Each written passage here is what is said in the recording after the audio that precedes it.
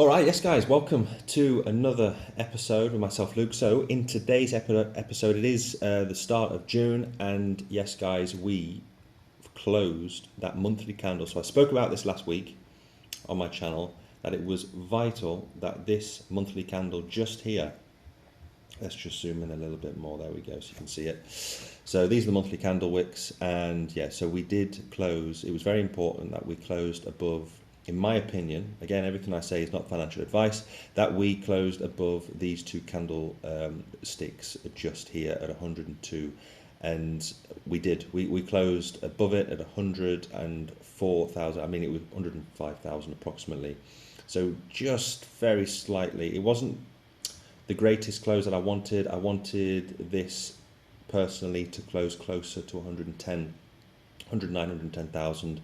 And yeah, towards the end of the week, we did have that that pullback from 112,000 all the way back down to 104.5, 105,000. So we literally, by this, like it says here, was it? I was reading just a moment ago. Basically, by the skin of our teeth, Bitcoin basically survived the week. But there's some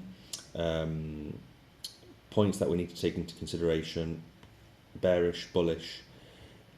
We've got some levels that we have to be careful of right now, but by the skin of our teeth, basically that weekly close. Where did I see that? I think it was on this. It was on, was it the top of the Coin Telegraph?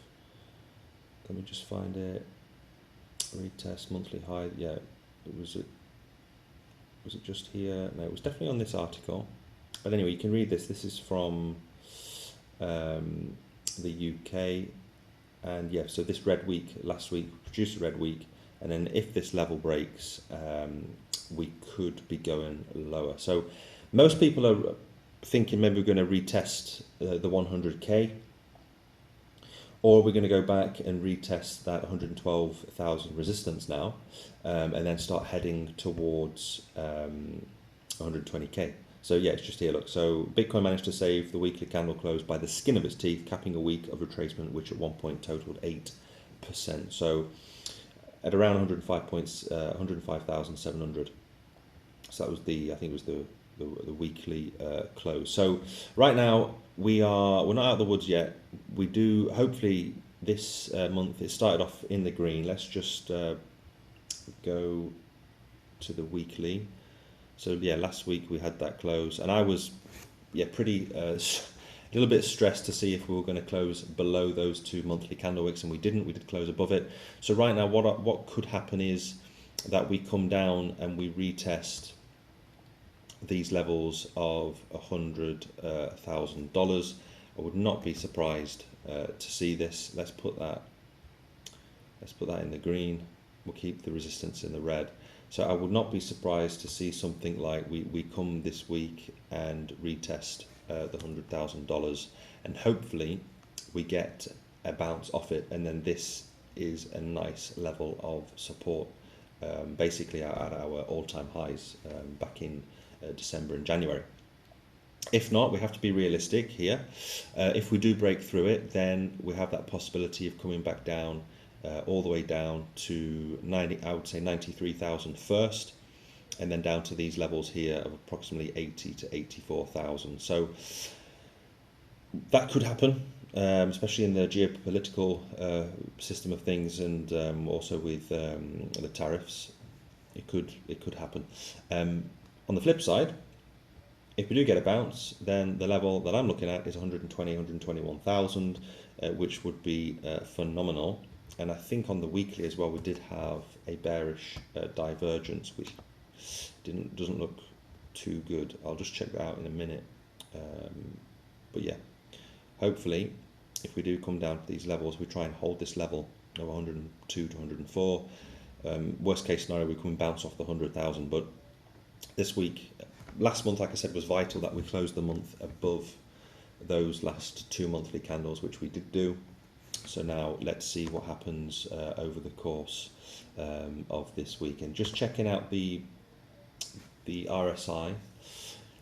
Let's check this out. The internet is not particularly great today, but the RSI, let's get this up. So this is the daily. I I think it was on the weekly, yeah, we had this